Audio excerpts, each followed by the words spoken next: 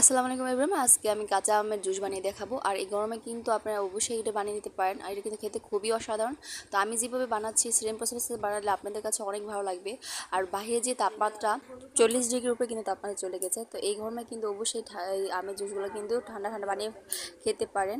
তো এগুলো কিন্তু ফ্রোজেন করে রাখতে পারবেন। তো আমি একটা আমে কেটে 4টা করে টুকরা করে নিয়েছি এক সাইড। তো এরকম ছোটো ছোটো করে কিন্তু আমি আমগুলোকে কেটে নেব। তো কাটাকুটি হয়ে যাওয়ার পর আমি আরেকটু ধুয়ে নেব। তো সুন্দর করে সবগুলো আম কিন্তু আমি ধুয়ে নিচ্ছি। তারপর আমি এখন লবণ দিয়ে দিচ্ছি পরিমাণ মতো, দিয়ে দিব পরিমাণ মতো চিনি। তো আমি এখন চিনিগুলো দিয়ে দিব।